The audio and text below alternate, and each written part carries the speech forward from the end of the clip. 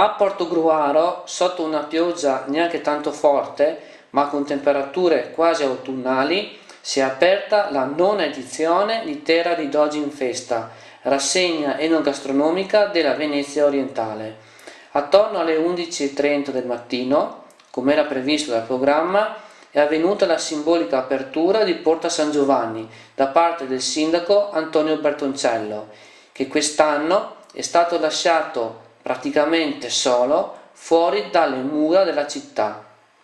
La banda musicale e le diverse autorità intervenute, che solitamente seguono ad una certa distanza il primo cittadino, si erano per tempo rifugiate all'interno della torre di San Giovanni per evitare la pioggia.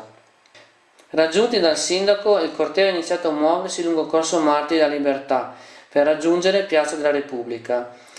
In quel frangente alcuni esercenti pubblici hanno abbassato le luci dei loro negozi, esponendo dei nastri o addirittura delle croci nere sulle vetrine in segno di protesta contro l'introduzione della ZTL serale e la viabilità in centro storico.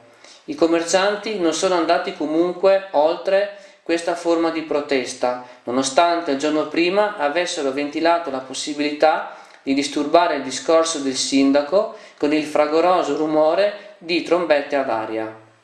La cerimonia ha visto il sindaco Bertoncello impegnato ad inaugurare il primo tratto di Liston, gran parte del quale era stato completato nello scorso mese di dicembre.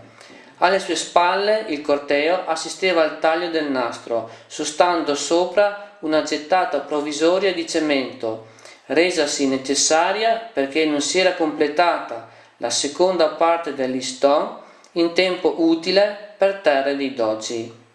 Una scelta, quella di inaugurare il Liston ancora non completato del tutto, che ha lasciato perplessi in molti. Il tempo inclemente ha spostato i consueti interventi delle autorità da Piazza della Repubblica alla Sala Consiliare. Il sindaco di Portogruaro, dopo aver ricordato le finalità di promozione del territorio che da ormai 9 anni caratterizzano la manifestazione Terra dei Dogi, ha ringraziato le persone e le associazioni che hanno permesso tutto ciò anche in questa edizione. Un particolare ringraziamento è andato al neoeletto senatore Mario Dalla Torre, conosciuto uomo politico nel portoguarese che ha dimostrato in passato di essere vicino a questo territorio. Non potevano mancare un riferimento alle problematiche del centro storico e a tal proposito il sindaco ha detto: i problemi sul centro storico ci sono a Portogruaro, noi diciamo non solo a Portogruaro, quindi non siamo indifferenti neanche alla protesta.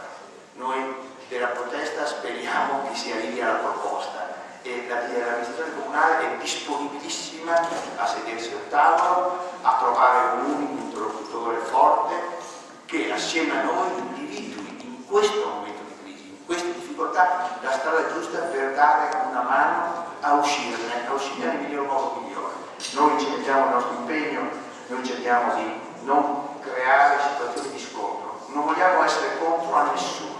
Vogliamo lavorare per qualche cosa, le istituzioni, tutte le istituzioni, provincia, comuni, regioni, stanno lavorando per uscire da questa situazione di grande imbarazzo legata alla crisi. È stata poi la volta dell'assessore provinciale al turismo Giorgia Andreuzza, la quale ha sottolineato come Terra di Dogi in Festa sia aperta al territorio con il passare degli anni, ma soprattutto rappresenta bene tutto il lavoro che la provincia sta facendo per il turismo, valorizzazione della città, della sua storia, della sua cultura e dei suoi prodotti.